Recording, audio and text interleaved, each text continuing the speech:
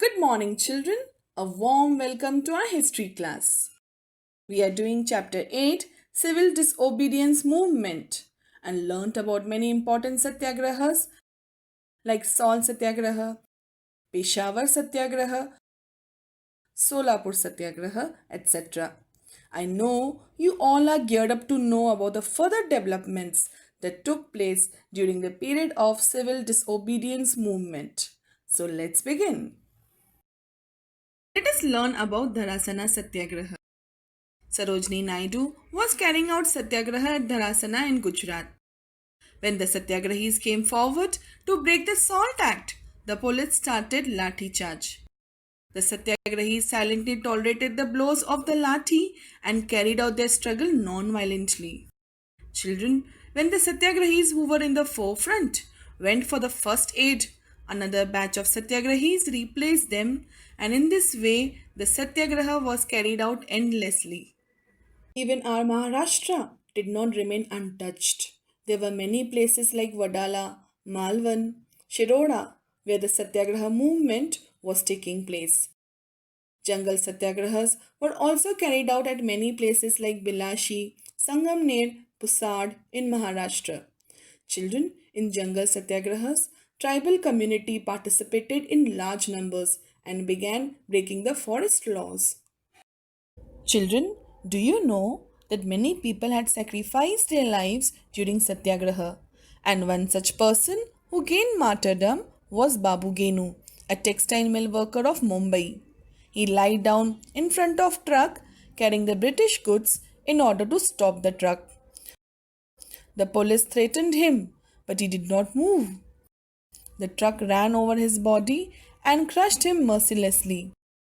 Babu Genu's sacrifice inspired many to actively participate in the national movement against the British.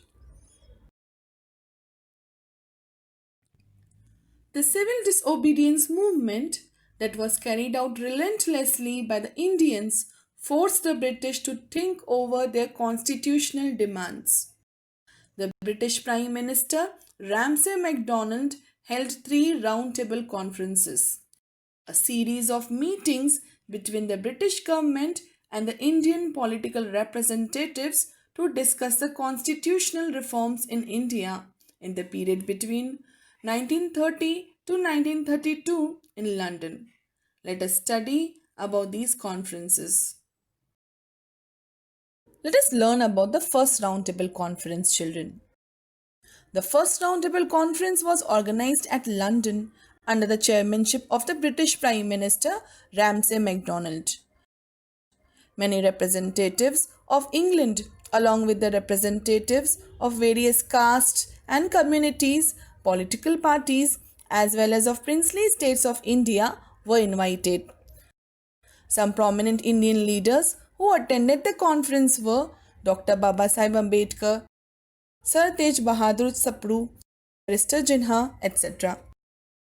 Various topics such as responsible government at central level, establishment of federal state in India were discussed and thought over. But all these discussions and deliberations were meaningless as the Indian National Congress Party did not attend the conference. Children, Indian National Congress Party represented India that time.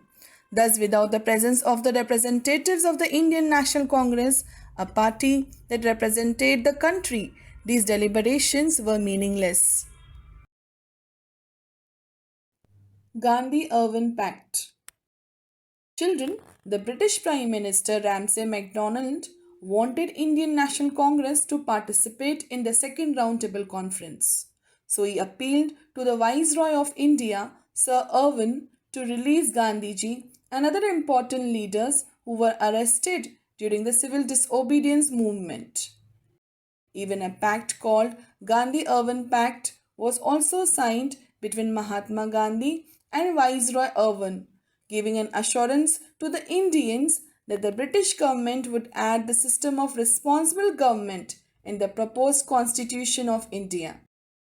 After the signing of the pact, Gandhiji withdrew the civil disobedience movement and agreed to attend the second roundtable conference. Second Roundtable Conference. Children, in 1931, the Second Roundtable Conference was organized. This time, Mahatma Gandhiji also attended the conference as a representative of the Indian National Congress. Along with the Indian National Congress, representatives of various castes, communities, political parties, as well as of princely states were also present there. In spite of the presence of many important political leaders, the Second Roundtable Conference was also not successful. It was because certain discussions on the subjects like the issue of minorities, federal constitution created the differences among the leaders. Gandhiji tried to convince the other leaders to come to a common agreement but was not successful. Gandhiji became disappointed and returned back to India. Thus, this conference also did not come to fruition. Pune Pact. Dr. Baba Sahib Ambedkar represented the Dalits in the Roundtable Conference. He demanded separate electorates for the Dalits. It means having separate elections for the Dalits in order to have representation from their community. The British Prime Minister Ramsay MacDonald declared communal awards, that is, having separate electorates for Hindus, Muslims, and Sikhs after the discussions that took place in the Second Roundtable Conference. Gandhiji wanted India to remain a unified country irrespective of difference in religions, languages, castes, and communities.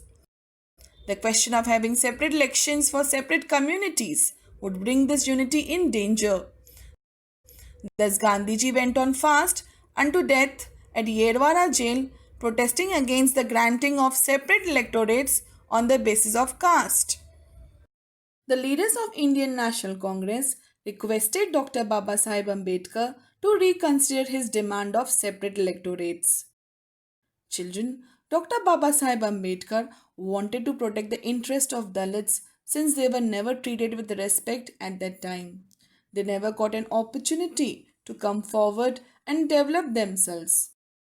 But keeping the interest of the nation, Dr. Baba Sahib Ambedkar was ready to take back his demand and sign the famous Pune Pact with Gandhiji in 1932, agreeing on having reservation for the Dalits instead of separate electorates in the proposed constitution. Third Roundtable Conference. Children, in November 1932, there was another Roundtable Conference organized in England. The Indian National Congress boycotted this conference, and thus this conference, that is the Third Roundtable Conference, also proved to be meaningless. In the meantime, Gandhiji decided to restart the civil disobedience movement in India again after returning from London from the Second Roundtable Conference. But he was immediately arrested by the British.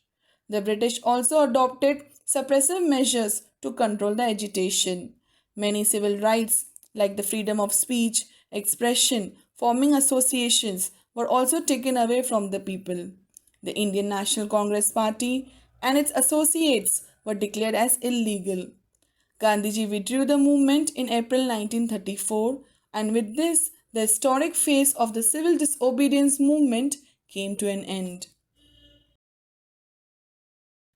With this, we have come to the end of the lesson, children. Now read the textbook page number 38 and 39 for a thorough understanding of the lesson and complete the notes given in the PDF file neatly in your notebook. Thank you.